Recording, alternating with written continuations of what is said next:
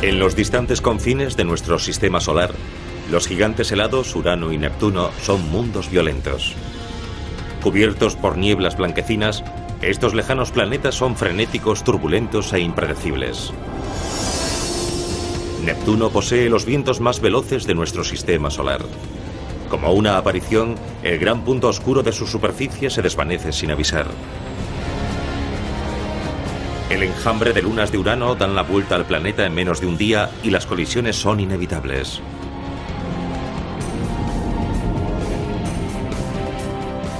La mayor controversia del más lejano de los planetas es que ya no será un planeta nunca más.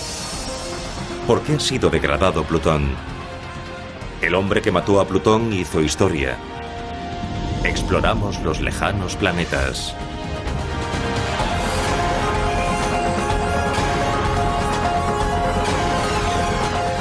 El universo, los gigantes gaseosos.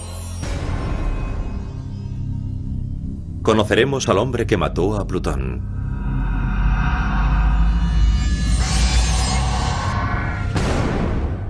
Plutón apareció hace mucho tiempo.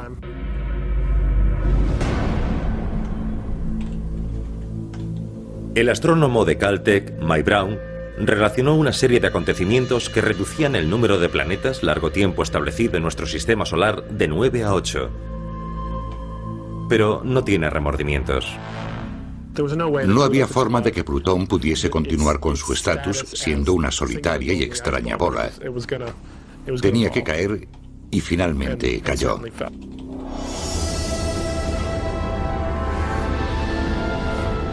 Entre nuestros planetas, Plutón siempre fue considerado un poco diferente. Un poco más pequeño que el resto. Tiene una luna demasiado grande en proporción a su propio tamaño. También tiene la órbita más elíptica y excéntrica. Su órbita es parecida a la forma de un huevo. Provoca que se acerque significativamente al Sol y después se aparte mucho del mismo. Esta cósmica aguja en un pajar ha eludido a los buscadores de planetas durante décadas. El octavo planeta, Neptuno, fue descubierto en 1846 y los astrónomos en el cambio de siglo estaban convencidos de que había un noveno planeta en las lejanías de nuestro sistema solar.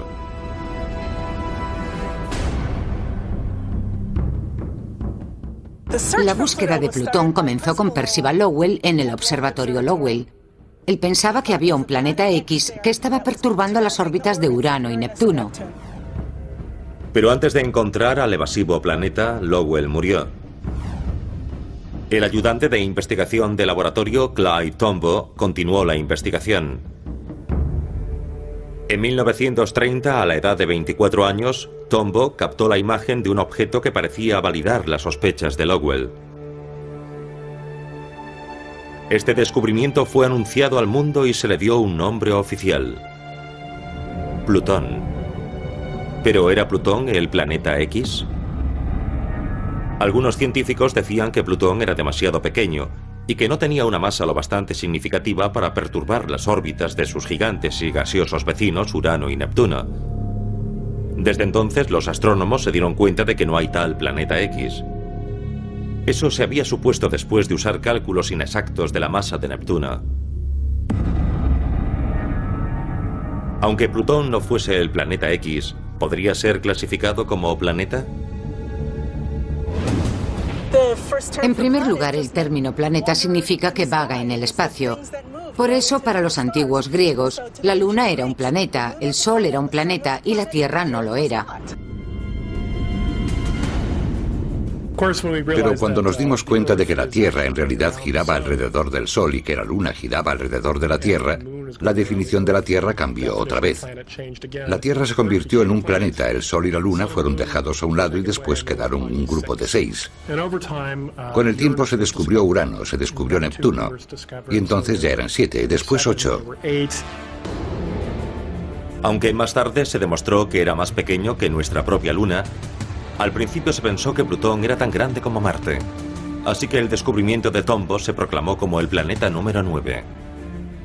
Y nadie pensó mucho más sobre aquel tema. Era un objeto extraño, una especie de bola solitaria en un extremo de nuestro sistema solar. Así que se le llamó planeta.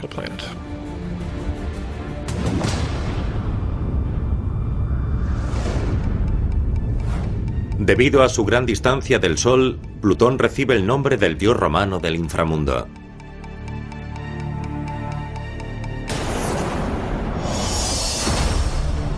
En su punto más cercano, Plutón está a 405.000 kilómetros de la Tierra. Su diámetro es de 2.200 kilómetros, la mitad de la anchura de los Estados Unidos. A Plutón le lleva 248 años terrestres orbitar el Sol, y un día en el planeta equivale a 6 días y medio en la Tierra. 75 kilos en la Tierra pesarían solo 5 kilos en Plutón.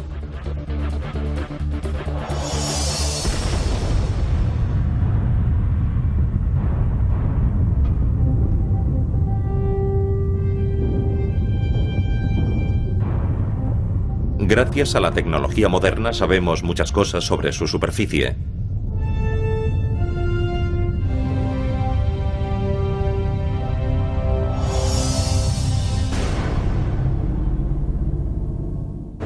Nosotros apenas podemos verlo, incluso con el telescopio espacial Hubble. Estamos viéndolo a través de unos 12 píxeles en total. Pero incluso así podemos ver que partes de Plutón son tan oscuras como el carbón y otras partes son tan blancas como la nieve. Incluso a tanta distancia, los científicos pueden medir la composición del planeta. Creen que las zonas brillantes de la superficie están compuestas por 3 tipos de hielo.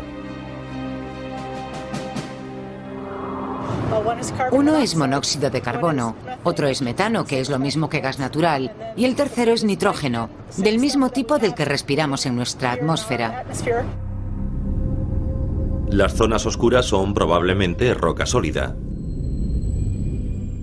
Las zonas más oscuras son silicatos, no muy diferentes de las rocas que vemos aquí. Tienen sílice, hay oxígeno en ellas. Estamos en Rocky Mountain, en Colorado. Hay un poco de nieve, hay algunas rocas parecidas a las que podemos ver en la superficie de Plutón. Un viajero en Plutón encontraría que, aparte de una superficie nevada, es casi un lugar desierto. Está unas 30 o 40 veces más lejos del Sol que la Tierra. Esto significa que la luz solar llega a la superficie de Plutón 1000 veces más débil que a la Tierra. Es parecida a la misma luz que recibiríamos en la calle por la noche. Se podría seguramente llevar un libro y leerlo, pero deberíamos de llevar una lámpara, un flash. Eso ayudaría. Su distancia del Sol también hace de Plutón uno de los lugares más fríos del sistema solar, con una temperatura escalofriante que supera menos 233 grados centígrados.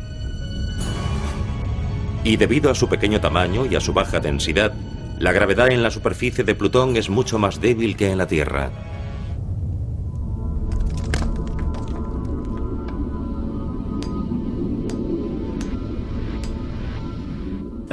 Saltar sobre una roca, como estamos haciendo aquí, dar saltos verticales, siempre es emocionante. Pero la gravedad siempre es un reto. La gravedad de Plutón es de 1/15ª parte que en la Tierra. No es como cuando estás sobre la superficie y te vas flotando. Si te caes de la superficie cuando estás escalando en Plutón, desearías estar agarrado a una cuerda. No os olvidéis de ella.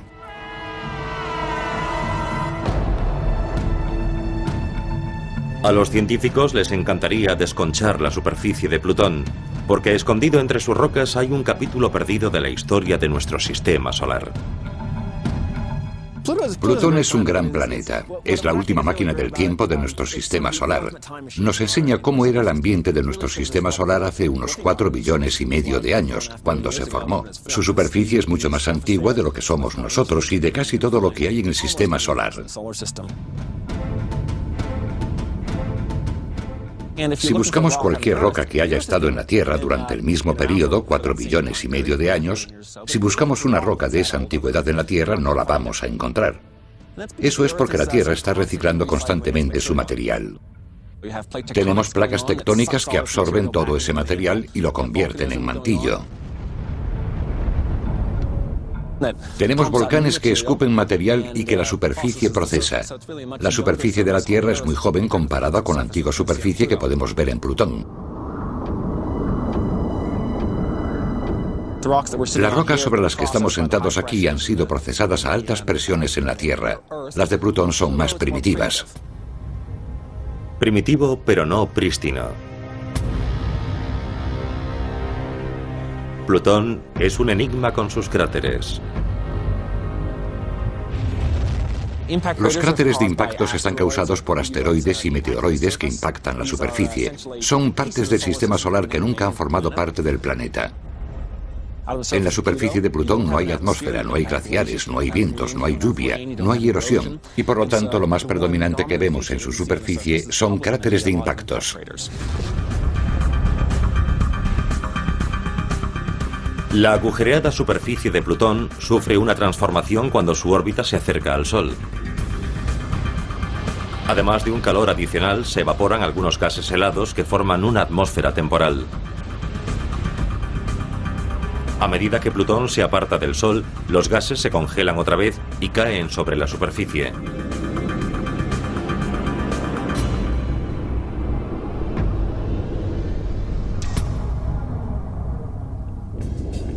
Durante más de 75 años, este lejano y helado objeto ha sido considerado nuestro noveno planeta. Entonces, ¿por qué esta pequeña pieza de roca nevada causa ahora tanta controversia? ¿Por qué Plutón fue expulsado del más exclusivo club del Sistema Solar?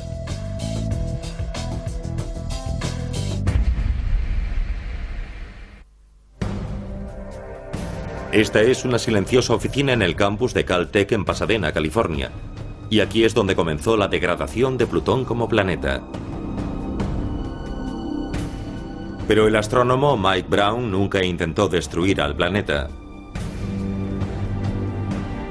Desde el observatorio Palomar observa otros mundos del tamaño de Plutón que están a la misma distancia en nuestro sistema solar.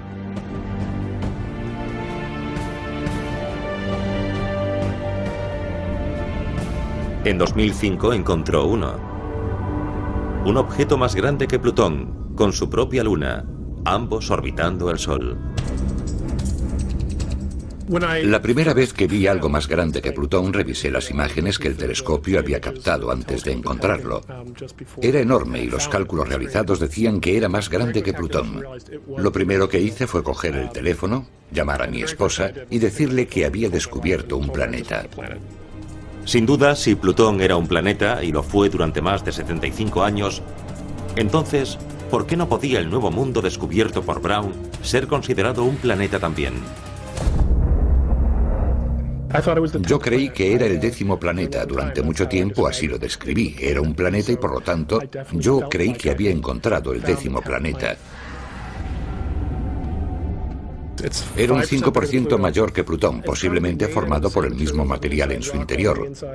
Rocas en su interior y hielo en su exterior, y una pequeña capa helada de auténtico hielo que a veces se abombaba como una avalancha y otras veces no. De una forma muy parecida a la de Plutón, tiene una luna que aparece una vez cada 16 o 17 días. Plutón también tiene una luna y en muchos sentidos puedo pensar que es casi su gemela. Es como el gemelo que come un poquito más cuando es bebé y se hace más grande. Brown nombró a su objeto Xena, por la princesa guerrera de la serie de televisión. Pero finalmente el nombre elegido fue Eris, por la diosa griega de la discordia. Como se vio después, su nombre era totalmente apropiado. El descubrimiento supuso una tormenta en la comunidad de astrónomos.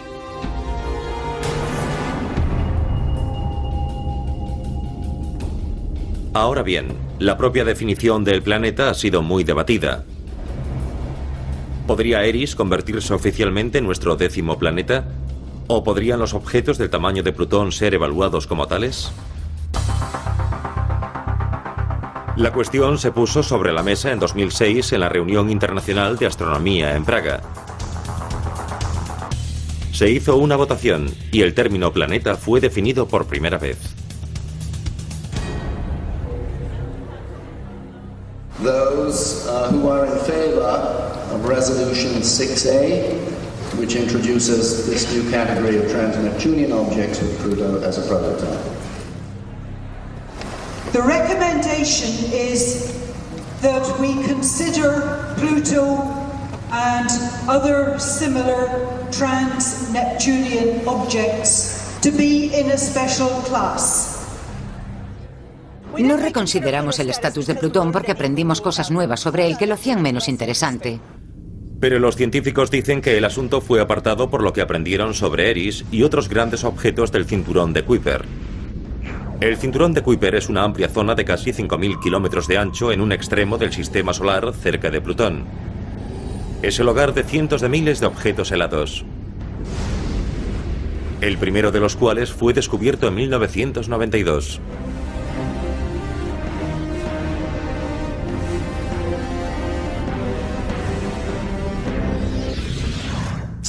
Hemos observado el extremo del sistema solar. Allí están Urano y Neptuno, gigantes planetas gaseosos.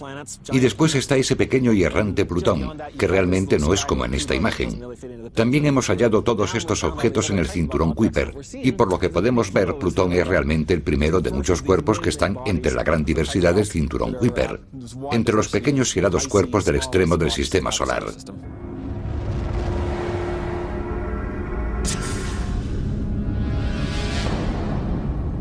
El resultado de la votación de la reunión de astrónomos estipuló que un planeta es un objeto esférico que orbita el Sol y despeja el camino de su órbita. Como la zona que rodea a Plutón está llena de objetos del cinturón de Kuiper, la nueva definición dejaría el gran descubrimiento helado de Clyde Tombaugh en la nevera. El reinado de 76 años de Plutón como el noveno planeta ha terminado. Nuestro sistema solar tiene ahora solo 8 planetas. A los objetos como Plutón y Eris se les ha dado una nueva clasificación: planetas enanos.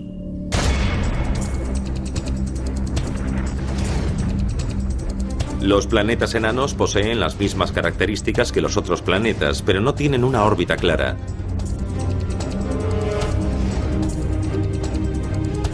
Bajo la nueva definición, Ceres, el asteroide más grande de nuestro sistema solar, es también un planeta enano. Tenemos esta nueva terminología porque hay más objetos en el extremo del sistema solar de lo que pensábamos. Es como si solo pudiésemos ver un rascacielos y de repente viésemos una ciudad entera.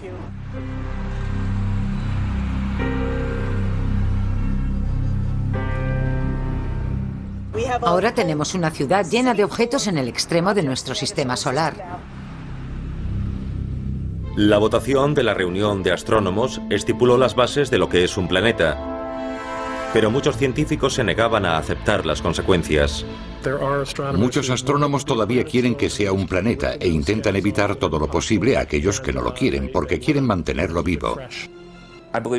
Yo creo que Plutón es un planeta y no creo que la cuestión de si Plutón es un planeta o no sea importante.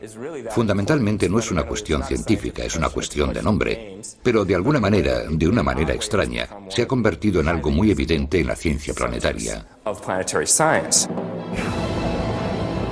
La gente se pregunta si Plutón es un planeta o no. No hay una línea divisoria clara. No se puede definir si hasta aquí es planeta o a partir de aquí no es planeta. Igual que no hay una línea divisoria clara entre una piedra y un guijarro. Es más una cuestión sociológica. Es una cuestión de definición de palabras más que una cuestión científica.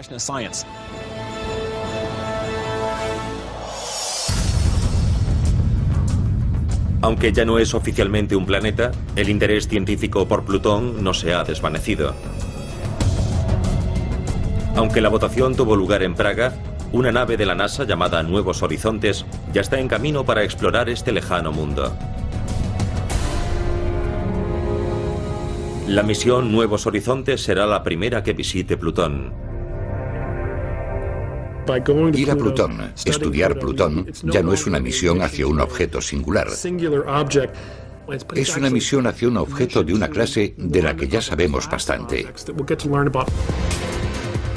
Pero Nuevos Horizontes necesita viajar a gran velocidad o se podría perder esta valiosa oportunidad de investigación para estudiar la atmósfera de Plutón al menos durante los próximos 200 años.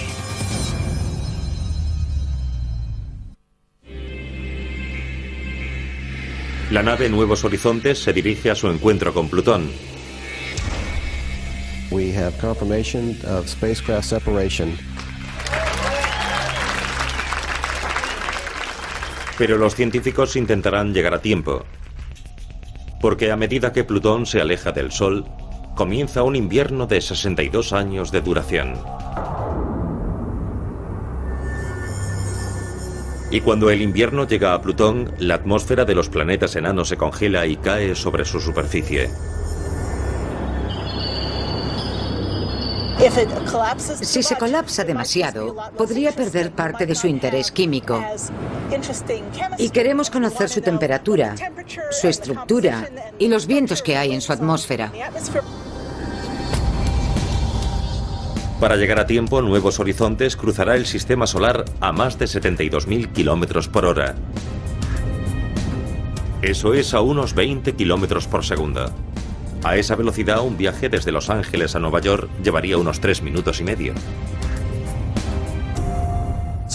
Esta es la nave espacial más rápida que se ha lanzado jamás desde la Tierra. Le lleva unas 6 horas cubrir los 400.000 kilómetros que hay a la Luna. Nada comparable a los 2 días que tardó el Apolo.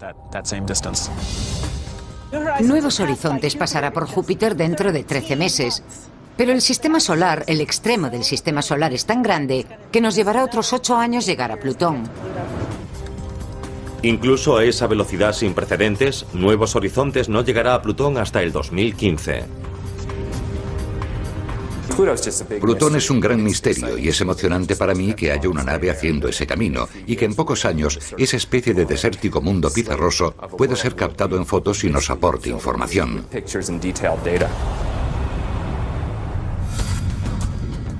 A unos 6.000 millones de kilómetros de Plutón, Urano se ve de un impresionante azul marmóreo.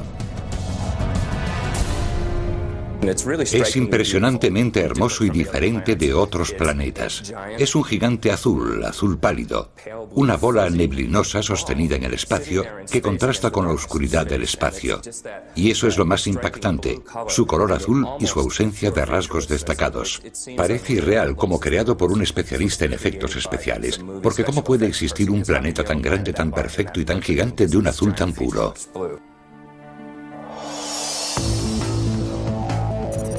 Urano está a unos 240.000 kilómetros de la Tierra. Tiene un diámetro de casi 45.000 kilómetros, 4 veces el diámetro de la Tierra.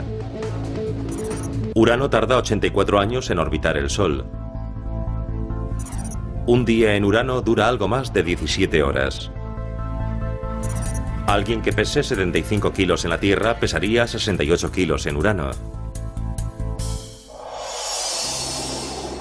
Nombrado por el dios griego del cielo, Urano es el planeta con el eje más descentrado de todo el sistema solar. A un ángulo de 98 grados, este planeta está literalmente girando sobre un lado.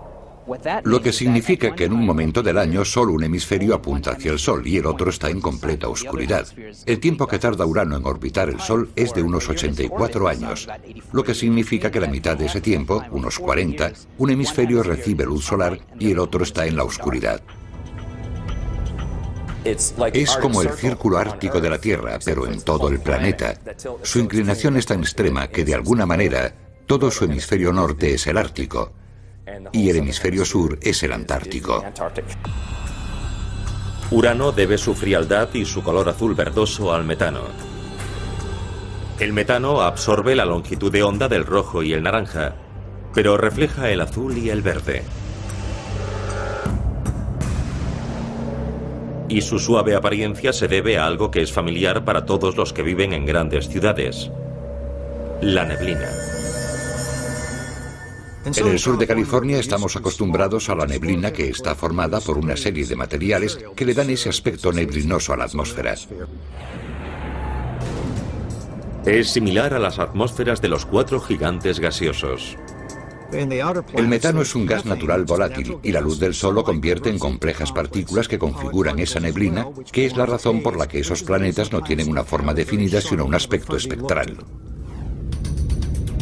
Los científicos creen que Urano y su vecino Neptuno se formaron de igual forma. Cuando se formó el primer disco protoplanetario de gas y residuos de nuestro sistema solar, Júpiter y Saturno absorbieron más material y se convirtieron en los más grandes de los gigantes gaseosos. A medida que crecieron las órbitas de Júpiter y Saturno, desestabilizaron el conjunto del sistema planetario. Dinámicas interacciones empujaron a gran velocidad a Urano y a Neptuno hacia un extremo del sistema solar donde se convirtieron en objetos helados. Tenían mucho gas en sus orígenes, pero también absorbieron mucho material helado y material rocoso durante su formación. Consecuentemente, aunque tenían esa envoltura de hidrógeno y helio y algo de metano, nitrógeno y algunos otros gases, también tenían mucho material helado en su interior. Estos interiores helados han llevado a algunos a llamar a Urano y a Neptuno los gigantes helados. Pero no es acertado verlos como bolas de hielo sólido por las que un astronauta pueda caminar. Si dejásemos caer a un astronauta o una sonda hacia el centro de Urano o de Neptuno, tendríamos un gran problema, porque no hay una superficie sólida y no podrían sostenerse. Podría haber una pequeña corteza sólida en el centro de estos planetas, pero la presión que experimentarían desde la atmósfera sobre sus cabezas y la licuación los congelaría. Sería una presión millones de veces superior a la de nuestra atmósfera. Así que serían aplanados antes siquiera de alcanzar la superficie. Mientras que el resto de los gigantes gaseosos tienen sistemas meteorológicos salvajes, Urano parece relativamente tranquilo, y los científicos creen saber por qué. Urano es único entre los planetas gigantes gaseosos porque es el único que no tiene una fuente de calor interna. Júpiter, Saturno y Neptuno tienen una fuente de calor que proviene del interior del planeta, y eso ayuda al movimiento atmosférico y explica por qué vemos esa estructura en banda en los tres planetas. Urano no tiene esa fuente. Urano es famoso por otro motivo, por la forma en que fue descubierto por el astrónomo William Herschel en 1781. En aquel momento, los únicos planetas conocidos eran los 6 que se podían ver a ojo desde la Tierra. Pero Herschel fue el primero que puso los ojos sobre Urano con un telescopio. Herschel era un astrónomo aficionado, músico profesional y óptico, así que tenía el conocimiento y la capacidad para fabricar los mejores telescopios del mundo en aquel momento. El descubrimiento de Urano fue muy importante para la historia de la humanidad, porque fue el primer planeta descubierto mediante un telescopio. El primer planeta que los antiguos no conocían. En 1977, el Observatorio Aéreo Kuiper de la NASA hizo otro descubrimiento interesante cuando los astrónomos apuntaron sus telescopios hacia Urano. Tenían planeado observar un hecho astronómico muy común, el paso del planeta por delante de una estrella. Pero a medida que Urano se acercaba, la estrella parpadeó repentinamente. De hecho, pareció apagarse y encenderse hasta 5 veces a medida que se acercaba el planeta, después varias veces más a medida que el planeta la atravesaba. ¿Cuál fue la causa de este extraño fenómeno? La parpadeante estrella estaba en realidad pasando a través de 5 anillos planetarios, rasgos que habían sido vistos anteriormente solo en Saturno. Observaciones posteriores desde Tierra y después desde la nave espacial Voyager confirmaron la existencia de los anillos. Las observaciones hechas en 2005 desde el telescopio espacial Hubble encontraron un segundo grupo de anillos orbitando 2 veces más lejos del planeta que los anillos previamente conocidos. A diferencia de los anillos helados y gruesos de Saturno, los de Urano son estrechos y oscuros. Están compuestos por polvo rocoso y oscuro. Algunos de los polvorientos anillos de Urano fueron formados a partir de la colisión de un meteoro o de un cometa con una de las 27 lunas del planeta. Los anillos interiores pueden ser el resultado de colisiones entre las lunas, especialmente entre las 13 que orbitan en el grupo cinético interior del planeta.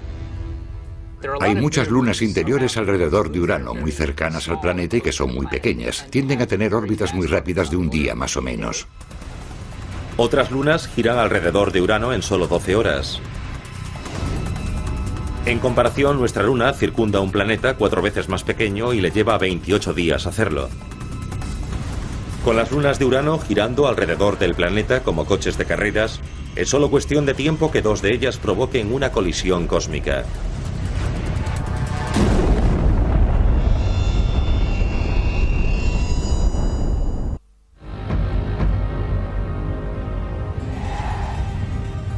La órbita de Urano es un complejo sistema de lunas.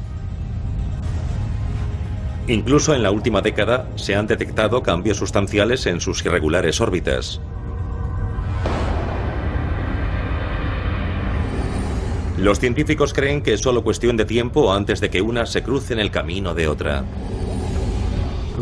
Seguro que en un periodo de 1 millón de años, algunas colisionarán con otras.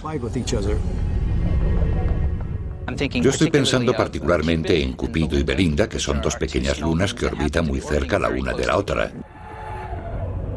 Viajando a unos pocos cientos de kilómetros de distancia, los científicos esperan que en algún punto estas lunas choquen la una con la otra debido a la fuerza de la gravedad. En algún momento chocarán y se destruirán.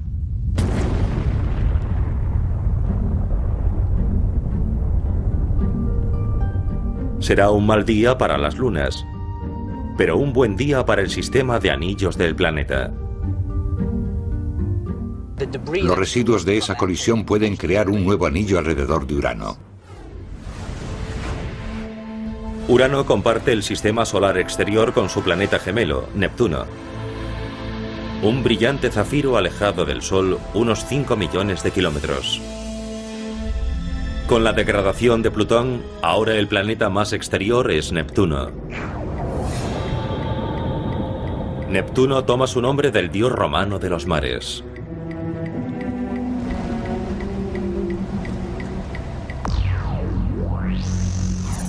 Está a unos 490.000 kilómetros de la Tierra. Midiendo apenas 45.000 kilómetros, el diámetro de Neptuno es 4 veces el de la Tierra. Un año de Neptuno equivale a 165 años terrestres. Y un día dura algo más de 16 horas. 75 kilos en la Tierra supondrían 85 kilos en Neptuno.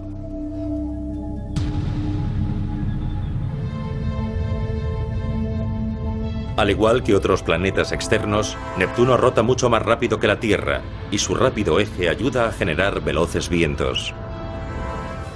De hecho, los vientos más veloces de los planetas del sistema solar son los de Neptuno. A veces tiene vientos de más de 1.500 kilómetros por hora y a menudo de 1.100 kilómetros por hora, que se elevan a la atmósfera y no estamos seguros de por qué. Es todo un misterio. Lo que confunde a los científicos es por qué los vientos de Neptuno soplan con mayor virulencia que en los otros planetas externos, con velocidades 2 o 3 veces superiores a las del gran punto rojo de Júpiter.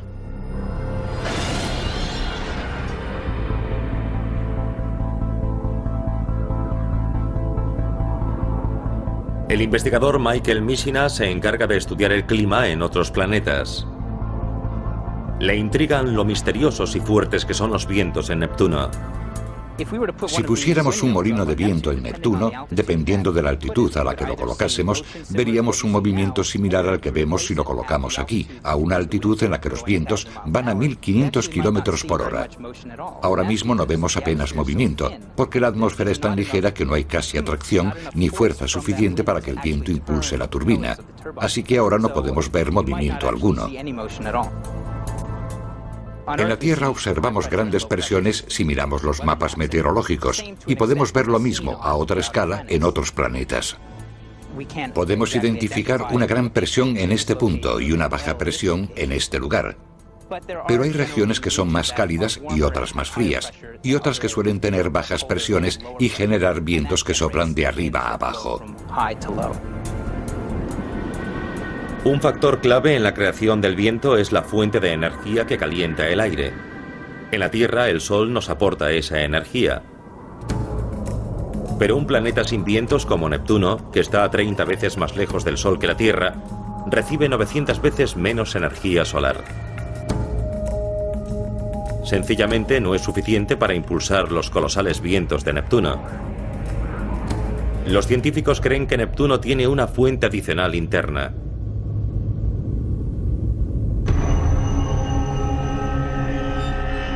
Las mediciones tomadas por el Voyager 2 muestran que Neptuno irradia 2 veces más calor desde su interior del que recibe del Sol.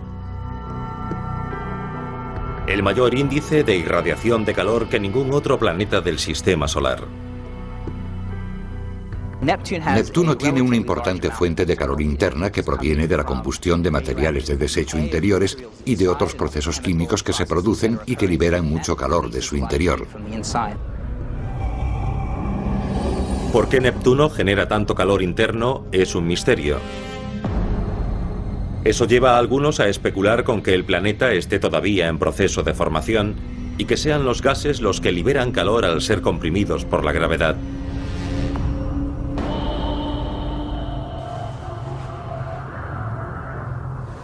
Esta fuente de calor interna podría explicar la convección de los gases en la atmósfera de Neptuno, lo que produce esas fascinantes acumulaciones de nubes.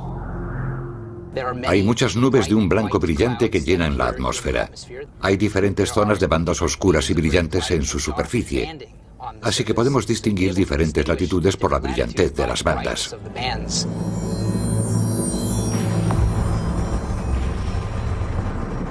Los científicos creen que esos diseños en bandas tienen algo que ver con la composición de nubes de Neptuno. Probablemente están compuestas de metano y se mueven muy rápido alrededor del planeta. El movimiento de los vientos de Neptuno es diferente a cualquier otro al que estamos acostumbrados. Estos son gigantes sistemas de tormentas. Sistemas de tormentas que empequeñecen cualquier otro que podamos ver en la Tierra. En 1989, el Voyager 2 tomó una fotografía que sobrecogió a los científicos de la misión. Neptuno tenía una gran tormenta, un gran punto oscuro en su hemisferio sur que se extendía a unos 12.000 kilómetros de ancho y era lo bastante grande para que nuestra Tierra cupiese en su centro. La tormenta se parecía al gran punto rojo de Júpiter.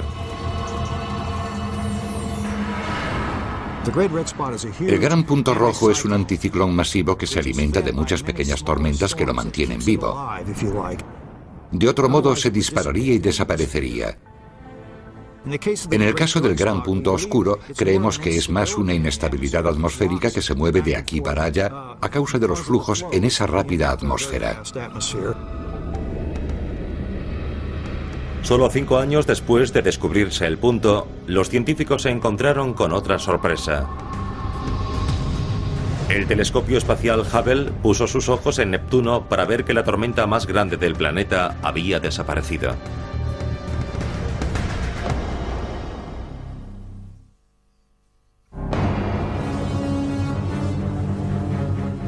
¿Qué le ocurrió al gran punto oscuro de Neptuno? En un periodo de 5 años, la tormenta más grande del planeta simplemente se desvaneció del hemisferio sur. Pero ese no fue el fin de las megatormentas de Neptuno.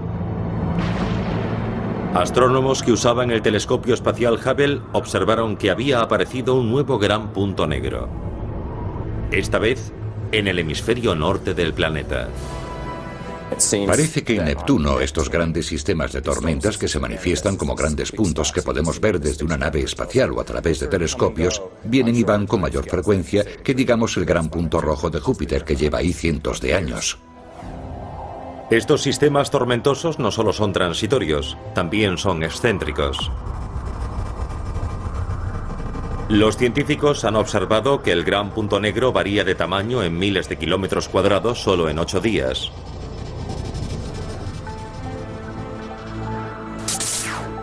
Su aparición, desaparición y sus erráticos movimientos hace del sistema de tormentas de Neptuno el más impredecible de todo el sistema solar.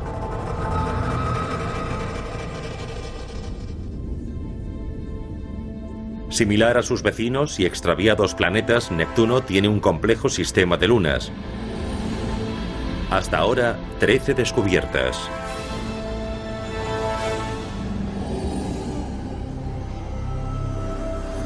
Algunas de las lunas de Neptuno se formaron originalmente en algún punto del sistema solar.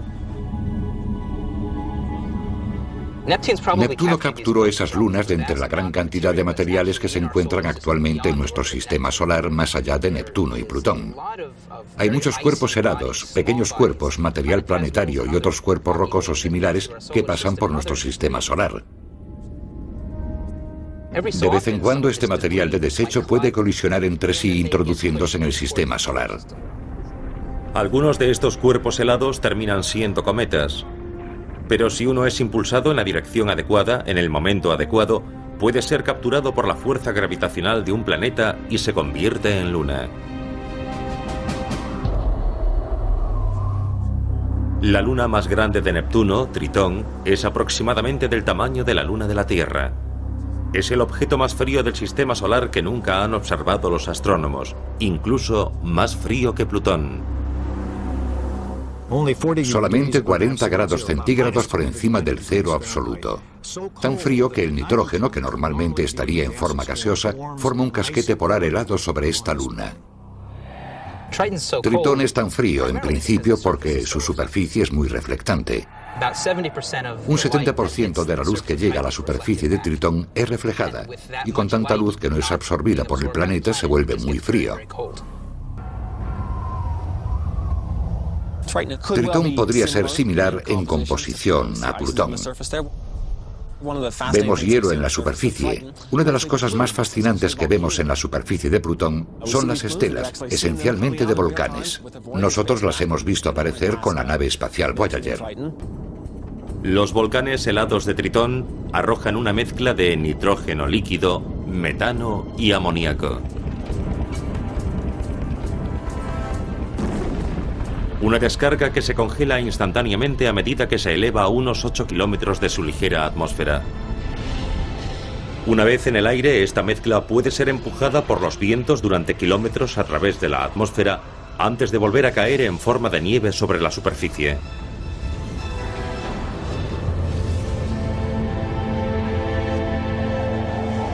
La actividad geológica en Tritón hace que los científicos se pregunten si hay agua que está siendo calentada bajo su superficie helada.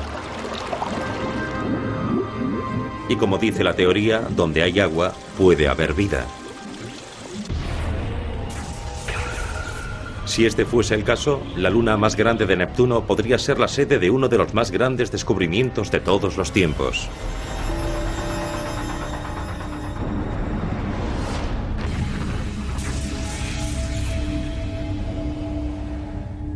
Pero debido a los tiempos de planificación y el tránsito, pasarán 2 décadas antes de que podamos aproximarnos a Urano y Neptuno otra vez. Hemos tenido varias discusiones, pero no hay planes actualmente. Pudimos con el Voyager conseguir varios descubrimientos, pero en realidad necesitamos volver para proseguir con esas investigaciones. Mientras tanto, los científicos se centrarán en nuevos horizontes, a medida que las naves se aproximan a toda velocidad a Plutón. A bordo, además de varios instrumentos científicos, hay un pequeño bote de cenizas. Son las del descubridor de Plutón, Clyde Tombaugh, que murió en 1997 a la edad de 90 años. No estoy implicado en la misión Nuevos Horizontes, pero te puedo decir que estoy muy ilusionado con ella. No tenemos mucha idea de cuáles serán las características de la superficie de Plutón. Por eso, estas fotografías son tan importantes.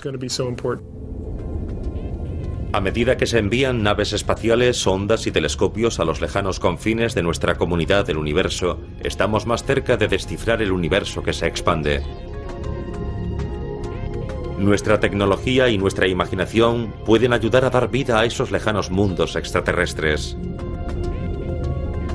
A medida que los observamos con un temor reverencial y nos maravillamos, solo podemos imaginar qué misterios inexplorados puede haber por el espacio.